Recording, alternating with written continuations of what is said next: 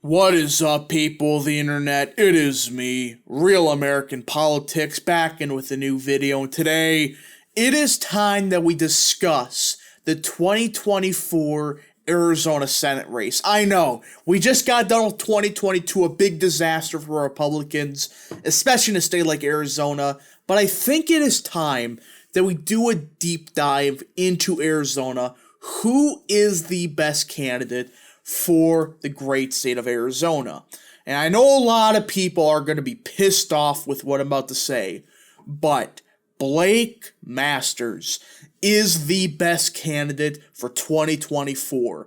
I already could tell the comments down below are going to be with the Kimberly Yee shill. Like, oh, but what about Yee? Yee is such a great candidate. Why don't we go with Kimberly Yee? She won by 11. And all this other crap.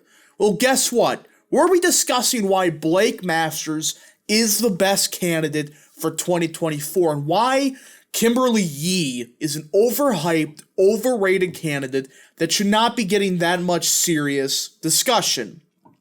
Now, before we continue, I hope you enjoy these type of videos.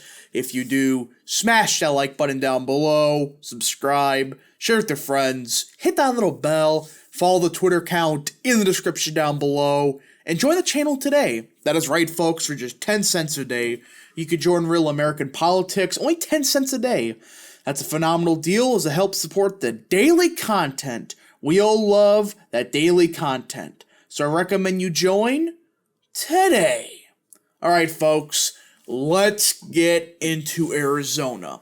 This is a hot topic already because we need to find a good candidate for the crucial Arizona Senate race in 2024. And like I said earlier, I believe, despite his loss, Blake Masters is the best candidate to go against whoever the Democrats have, whether it's Sinema or some Marxists are probably going to primary her out with. I think Masters is the best option in 24.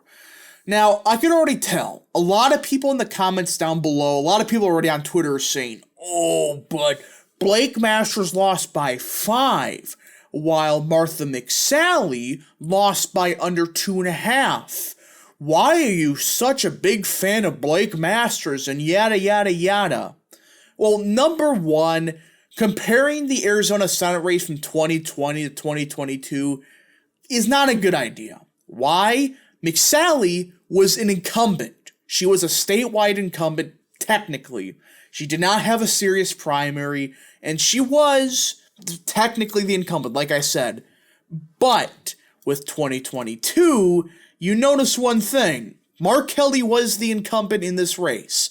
And Republicans, unlike 2020, gave Blake Masters nothing. Do people not understand?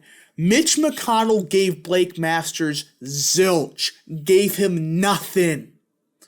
And yet, he had this race within 5. What would have happened if Mitch McConnell got off his ass, stopped being a frickin' turtle, and actually funded Blake Masters? There's a shot that Masters could have won. A serious shot. So this idea that comparing 2022 or 2020 when McSally was an incumbent statewide candidate, she was well known at the time, against Mark Kelly, this is not a fair comparison. Blake Masters before this year was a nobody in the state of Arizona. And guess what? He fought in a brutal, absolutely brutal primary. I mean, you got Mark Baranovich and Jim Lamont going around saying that, oh, Blake Masters is a Jewish-hating prick? No, seriously. Jim Lamont spent, I think it was like $10 million weeks before the primary calling Blake Masters a Jew-hating prick. Yeah, when everybody knew Masters was going to be the nominee, he spent that much money bashing Blake Masters. How many votes did that hurt Blake Masters? How many? How many voters did not vote for Blake Masters because of that? That's my point. Plus, you have people like Peter Thiel who effed up funding for Blake Masters. That's a whole different story. That's going to be a video on its own subject. Why the Peter Thiel candidates really didn't go far. let's just say that the funding never got to these candidates. So Masters was essentially the Doug Mastriano of Arizona, just not as poorly funded. And well, he still did good. He still got within 5 points. And plus, a lot of these libertarians, they would more likely vote for Masters. So the margin would have been fairly similar to that of 2020. And plus of 2022, Republicans underperformed across the board. I mean, Arizona Republicans, they shat the bed. They did not do as good as expected. Some parts they did, but in most parts, they vastly underperformed. And again, Blake Masters was going against an incumbent statewide official who was well known against Blake Masters, who was a nobody. He was a nobody. Yet, he got within 5 points. So McSally was the incumbent, lost. Blake Masters, non-incumbent, lost. But also, this is another thing. People keep saying that Kimberly Yee is a strong candidate. Sure, she beat this loser by 280,000 votes. Sure, that's a fair point. Here's the problem. Comparing low-level statewide races, like an Arizona treasurer race, to a Senate election is crazy. Nobody seriously can compare a treasurer election versus a governorship versus a Senate race. Very different dynamics. What does a treasurer deal with? Obviously, it's in the name. Treasury stuff, funding, all that good stuff. That's what the treasurer does. Financial only. That's the only thing they deal with. As for governorships, the Senate races, etc., they deal with quite a bit more.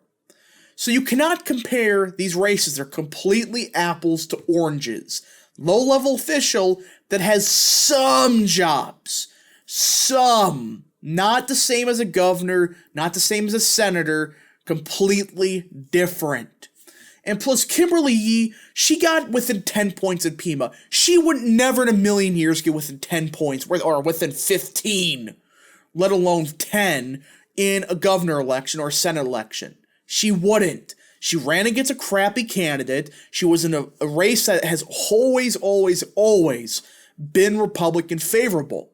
And there's a lot of these Republicans in Arizona that just keep shafting us over. They're about 10% of the electorate. They love people like Kimberly Yee. They would vote no matter who if it was somebody like Yee. But they're the types that would vote for Mark Kelly. Vote for Katie Hobbs. Those are the type of Republicans that Kari Lake and Blake Masters struggled a bit with. But guess what? Yee would win them. But I don't think she would get the base out.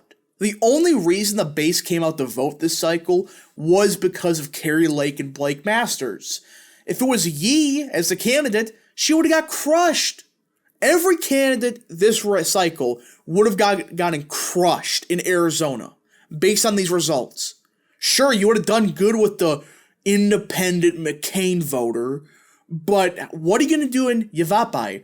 Place like La Paz, Yuma to an extent. You're not going to be able to get the same base out. You're going to do better in a place like Maricopa, but if you don't get the rules out, you're kind of screwed. So this is the biggest reason that Blake Masters is the best candidate for 24. He has name recognition now. He's going to get funding. I know this for a fact. Peter Thiel fired the clown that screwed him over with funding. He's going to get money this time. And he's not going to have as competitive as a primary. He's not going to have Jim Lamont spending $10 million destroying Blake Masters' reputation. He's going to get funding, he has name recognition, and he's going against quite possibly a weaker candidate in Sinema. She's going to have a serious primary challenge. So that's why I'm saying Blake Masters 2024. The best candidate we can run in Arizona. Can't run Kimberly Yee. I have some serious concerns that this is just because a lot of these McCain Republicans, they don't give a shit about the treasurer election. They vote R no matter who down ballot. But if it's a race like the Attorney General, Secretary of State, etc., then they start to vote Democrat. Those are the type of Republicans you deal with. They're fiscally conservative, while socially leftist. That's why Republicans, the best option for 2024 is Blake Masters. He could get the base out, and I think without a Libertarian on the ballot this time, he would win the vast majority of these Libertarian votes. Plus the shenanigans that happen in Maricopa, we cannot deny. Anybody that denies it, you're crazy. Look, I'm not saying that, the machines did anything crazy. Well, in this situation, they kind of did. I'm talking about, votes weren't getting flipped or anything like that. But what happened in Maricopa was a total clown show. Tens of thousands of voters potentially lost their right to vote because of a tabulation malfunction. So we just gotta see. Anyways, folks, thank you so much for watching. If you did enjoy this video, smash that like button down below, subscribe, share with your friends, hit that little bell, follow the Twitter account in the description down below, and join the channel today. Thank you so much for watching. We'll see you guys in the next video. Godspeed to all of you.